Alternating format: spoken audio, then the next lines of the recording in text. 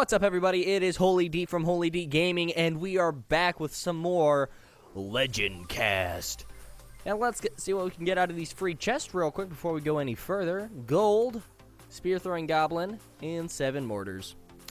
Let's see what else we can get. More gold, a giant, and a zap spell. Fantastic. Da-da-da-da-da-da-da. Let's open up another chest and probably stop this tune before Nintendo gets mad. Throwing those 2 little donates real quick. And then we're going to also donate some barbarians. HOLYDEAT, why you requested barbarians? So I can upgrade them, even though my current deck actually isn't running them, but barbarians are still a lot of fun. The deck I am currently using is a level 7 cannon, level 7 goblin spear thrower, level 6 goblins, which needs to be upgraded. I just don't have the gold for it. The level 4 fireball, the level 6 zap spell also needs to be upgraded, but then again, I also do not have the gold for it. The level 2 giant skeleton, the level 7, yeah, the level 6 skeletons, and the level 5 hog rider. I don't know. I don't know if I've gone over this before with you guys, but it's a pretty awesome deck. I can go over it with you guys at some point. But you know, just throw down a request or whatnot, and I'll get to it. Right now, we actually do have another member on, and we are back over the 10K, which is fantastic. Hopefully, we'll be able to stay over the 10K sometime soon. And I'll be working on getting that crown chest at a later date. And by later date, I mean probably as soon as I'm done recording this video. Let's continue on with our epic journey into Legend Cast. I don't even know if the microphone picked that up. Anyway, let's go over to Legend Cast and see what's new over here in the TV Royale. Let's see. You know, I feel like I should probably start planning these things out. It feels like I just jump into it and it's just like, and yes, we're gonna do this, I suppose. You know what, let's go with Jeff versus Faker. We have here Jeff sitting with the level 12 arrow, level 8 freeze spell, the level 10 elixir collector, the level 12 minion horde, the level 8 P.E.K.K.A, prince and dark prince, and the level 4 princess. And over here, Faker has the level 10 hog rider, the level 12 goblins and minion horde, the level 4 princess, the level 10 elixir collector, the level 12 zap spell and cannon, and the level 10 fireball. Again, this is like a classic thing I always call, or at least I always point out, the fact that Faker has these units, has one unit rather, that is focused on buildings, whereas Jeff does not have that. And also Faker has the cannon and elixir collector here, which is going to be able to easily distract the P.E.K.K.A, the prince, the dark prince, the princess, as well as the goblins are going to be able to do that as well. But other than that, he's gonna have to rotate his cannon and the elixir collector very well. Otherwise, he's gonna be in a world of hurt. Let's go see how this match goes down.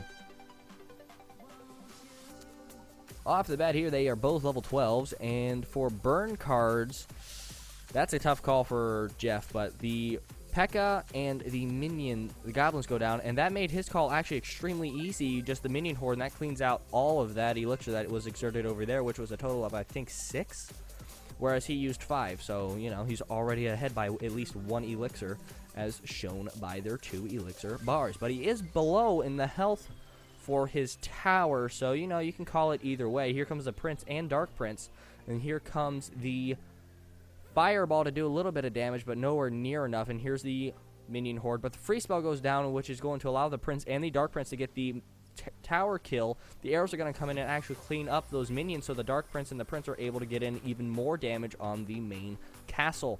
So as you can see here, Jeff is doing an excellent job at rotating his deck and also timing his spells with his minions, whereas Faker over here was not given a very good hand to start off with, but was taken out and was instantly placed behind the elixir.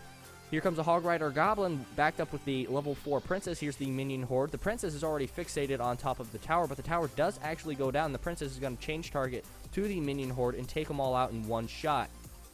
So now the princess has free damage on the main castle tower, but here comes Jeff's level 4 princess to 2-shot the Faker princess. The Jeff's Princess is going to come over to this bridge here and get a couple shots off while Faker decides to throw in his Elixir Collector. The Prince and the Dark Prince come out for Jeff, and they're going to charge in and take out the Elixir Collector, but not do very much else. The Dark Prince does actually manage to get in its charge on the main tower, but the minion horde kills him straight after that. The Princess takes out... Faker's Princess takes out Jeff's Princess, but Jeff's Princess does actually get a quarter HP down on the tower. Now Faker's Princess is getting in some very critical shots on this tower down below, but is taken out pretty handily by the minion horde, which is also taken out quite handily by the arrows. The Hog Rider and Goblins come in. The Hog Rider's focused on the main tower, whereas the Goblins get sidetracked by the P.E.K.K.A. placed by Jeff, and now the Princess comes in to clean up those units so the P.E.K.K.A. doesn't have to waste all of its time one-shotting all of those units. And now we got a Princess and Elixir Collector down below. The Fireball going in to take out the Princess. This P.E.K.K.A. is going to come over here and try and take out the cannon, but is stopped by these Goblins. The one Goblin does survive, and this Hog Rider is going in to try and stop and get all these minion hordes to focus on it. It does succeed in that fact, but it does manage to get a little bit of damage. This Princess comes in and one-shots all of the remaining. Here comes a free spell on the Princess. I feel like he misplaced that free spell. Should have been on the minion horde, which would have stopped all that damage incoming. But I guess he was planning on using the arrow spray, but the arrow spray did not get up and refresh in time in order to use to save all of those units. Now this Dark Prince is going to take out the Princess. It's going to charge in, but it's going to be distracted by the cannon just placed by Faker. His shield goes down while it does some extra damage, while these Goblins also come in here to take out the Dark Prince. The Fireball comes in, takes out the Princess, and does a massive amount of damage on tower, but the free spell comes in to help stop the Hog Rider, because if that Hog Rider would have gotten one shot in, it would have been game over for Frank. Here comes the arrow spray. The Princess is going to be able to take out a lot of these minions, but this Prince is going to be able to do a lot of damage, but the Fireball comes in for the GG for Faker. Very interesting match. My original call would have been for Faker because he had the Hog Rider, but Jeff was doing an amazing job at rotating his cards. So that was a very good match, and he wouldn't have won there with that Prince. He would have had to wait for another card rotation for maybe like his Princess to come up in order to get a couple shots in on that tower, because it would have had a little bit of HP left. I don't think it would have got off that last hit, which would have been able to take out that tower, whereas Faker just ended it with the cheeky Fireball right at the end. Then again, I guess Jeff could have also done an arrow spray, which would have assisted the Prince in killing of the tower, but I do believe he used it prior to take out the Goblins. Either way, that was an amazing match. That was a good game. Let's see if we can get another good one. We got Faith over here versus another Nova. I don't know if this is the same Nova from like last episode or the episode before. I can't remember, but I know we have casted before a Nova member. I've also casted H2O members before. Those players are also very good, clearly. Let's see. You know what? Why not? Let's go over here with H2O versus Nova. We have the level 9 Valkyrie, level 12 Goblin, the level 12 Zap Spell, the level 7 Free Spell, the level 3 Princess, the level 10 Elixir Collector, level 12 Minion, and the level 10 Hog Rider. Over here for Nova, we have the level 12 Goblin Spear Thrower, the level 8 Mirror Spell, the level 10 Elixir Collector, level 12 Barbarians and Arrows, the level 8 Free Spell, Prince, and Baby Dragon. What I'm seeing here is the Elixir Collector is probably going to be used mainly to distract the Hog Rider, but if not, it's going to be sitting in the back due to the fact the expensive nature of Nova's deck. It's going to be another close match. This Mirror Spell, I do believe, is going to come in clutch, especially if used with paired up with a Baby Dragon. Like having a double Baby Dragon, which I think we saw a couple episodes ago, very effective. Or even having like a double Free Spell. I mean, that would be amazing. Or basically double anything in this guy's deck would be fantastic for him. Whereas over here for H2O, just gonna have to be careful. The only thing, the Valkyrie's gonna be very effective at taking out those Barbarians due to the fact that Valkyrie, I think, is 4 Elixir cost, whereas Barbarians are a 5, and a Valkyrie can take out Barbarians like no other. If you can use a Valkyrie to take out Barbarians, but the problem is they're tanky, but they do absolutely nothing for air units, which I know a lot of people like using for minions or minion horde, because those are definitely some of my favorite cards to play. Let's begin. and see what's up with these two and see how it goes down.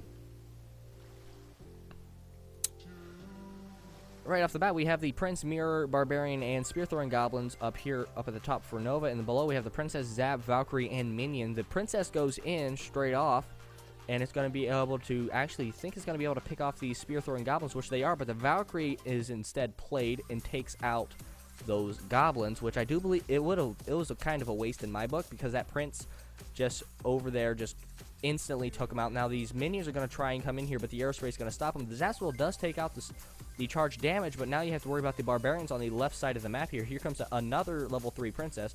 These Goblins are doing a lot of damage, but they're not doing it fast enough. The Princess does assist, but the tower is dropped below half health.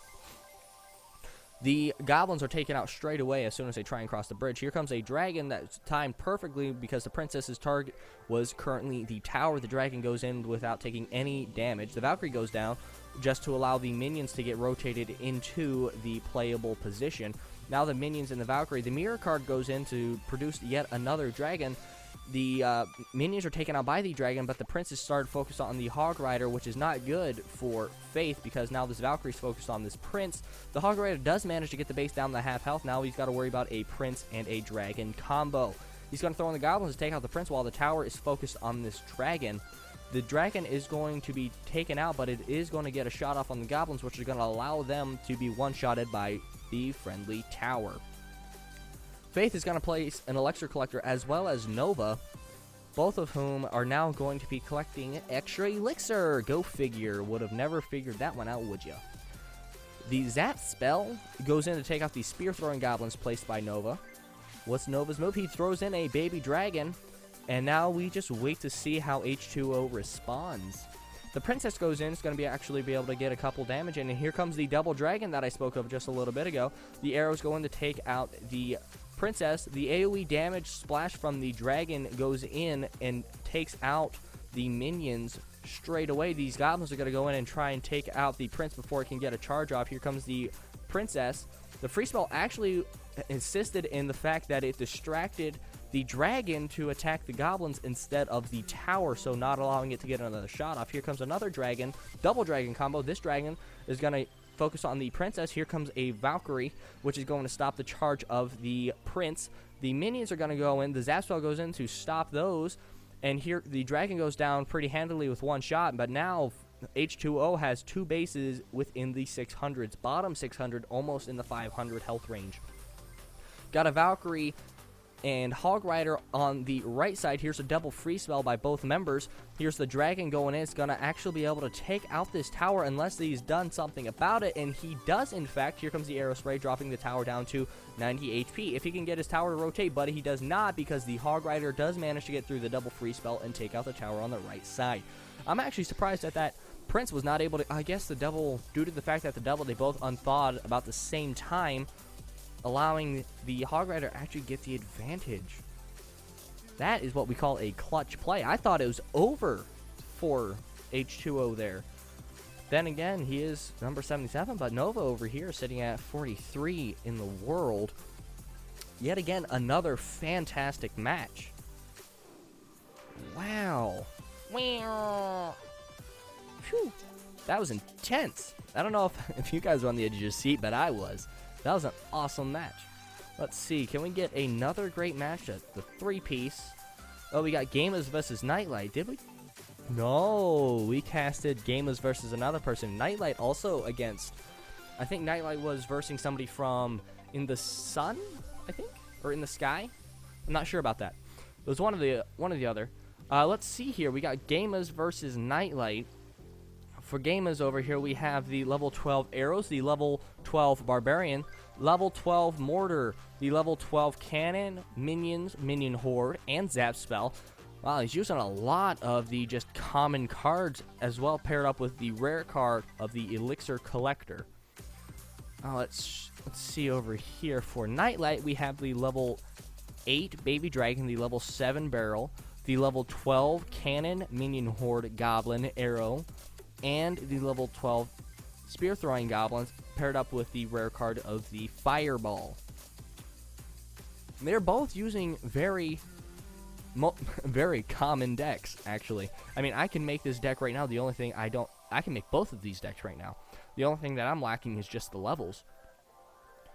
For starters, Nightlight's going to have a nice advantage with that barrel, but Gamus is probably going to start holding back his arrows specifically for that barrel, or he's going to be holding back his zap spell. Either or. Nightlight's going to have to be concerned about the minion horde and the regular minions with that arrow spray, whereas he's probably going to be using the fireball to counter the barbarians. If you run fireball, make sure the opponent does not have barbarians before you start wasting fireballs, because barbarians versus fireball, fireball wins every time. It drops them down to one-shot territory, so your tower can just go bink and drop each and every one of them, one after the other. Or even if you have like a wizard, a witch, or spear-throwing goblins, it just makes them one-shot, very easy to handle at that point, whereas before you have full HP barbarians, and everybody knows that is no fun at all. Let's see how Nightlight handles this. For starting cards, we got the Goblin's Cannon, Arrow, and Fireball for Nightlight, and then for Gamus, we have the Elixir Collector, Cannon, Mortar, Arrow. Now he has the arrow because he placed the mortar, and the barbarians. The cannon actually placed by Nightlight's going to be able to take off this mortar before the mortar is going to be able to take out the cannon, which is actually a shock. I didn't know the mortar would be taken out so easily with a cannon. That's something I learned new today. The cannon goes down in HP. Here comes Gamus Cannon, but here comes also the barrel. There's the arrow spray. As I said before, he was going to use that to counter the barrels. Here comes the spear-throwing goblins and the baby dragon. I thought, and the zap spell goes in to take out the spear-throwing goblins. I thought for sure he's going to drop in the fireball, but these minions are going to go in to try and take out the baby dragon. The baby dragon does not, in fact, get taken out by the minions due to the arrow spray. Now the baby dragon is being distracted by the cannon and is going to be taken out, but it does manage to get one shot off on tower. As you saw, if you were paying attention to the top side, the barbarian was able to get through without being distracted and was able to get that tower down a quarter HP. The cannon goes in for Nightlight and the Elixir Collector for Gamus. And let's see what their next move is. Here's the barrel and the arrow, instinct arrow spray down for Gamus to take out the barrel. Which, if you don't keep it, you have to have something like that to take out the barrels, because if not, you're done. It is legitimately game over. Here comes the spear-throwing goblins and the dragon. The dragon, due to its placement, is not going to be deterred from the cannon, rather. It's going to come over here and get a couple damage, but he wasted his arrow spray on absolutely nothing, but he's going to have to use his fireball to take out the minion horde. He throws in the cannon to take out the mortar as he did prior, but these minions are actually going to be able to take out the cannon before it takes out the mortar. The mortar is going to get about one more shot off before it times out. Like I said, it got one shot off and then it timed out right there. See if Gamus is going to place yet another Elixir Collector. He does play another Elixir Collector and throws down the dragon on the far right, bottom right corner of his base's extension. Gamus, on the other hand, decides to throw in the cannon to distract the dragon, but he also throws his barrel in the corner so he can't instinctively just take him out with the arrows as he was doing before. He throws in the barbarians to take out the cannon because he knew that's what would be played, and the minion horde takes out those barbarians, and as well as take out the other minions, only due to the fact that they were dropped down to such low HP due to that fireball. But the zap spell was able to injure the minions before they could do anything extravagant. The excuse me. The spear-throwing goblins and the baby dragon go in. The arrows are a total miss on the barrel. Here comes the arrow spray, trying to instinctively guess what he was going to play. Fireball goes in, doing a massive amount of damage to the tower, as well as taking out all the barbarians. Right now, Gamus is not looking good because of his deck comp. He just played the minion and regular minion swarm. Arrows go in to take out the spear-throwing goblins and do a little bit of damage, but other than that, nothing too serious is done. Here comes the barrel throw. The zap spell is going to come in and one-shot those, and the arrow spray goes in. And now he's going to be playing in with the fireball to try and take out the tower the rest of the way, leaving it with 75 HP left. The minion horde and the regular minions are going in. The mortar is able to get one more shot off on tower. These minions are going to be able to actually take out this tower in overtime because the arrow spray was wasted prior trying to get the final hit on the enemy tower, leaving it with the 75 HP. That's why you got to be careful. You try and go for the GG too quick, and something like that's going to happen. You're going to get a couple of units that are not focused on the baby dragon in this case, and we're actually focused on top of the tower. Excuse me, it appears I have a little bit of a cough. But yet again, another amazing game by Gamers and Nightlight.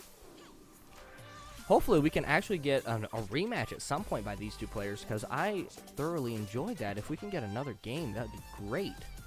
But I think we're going to just end it there with the 3 games. I know before I think I was doing like 2 games, but I felt the videos were a little bit short. Y'all can tell me whether you prefer the 2 games or the 3 game. Basically a 15-minute video versus a 20-minute video.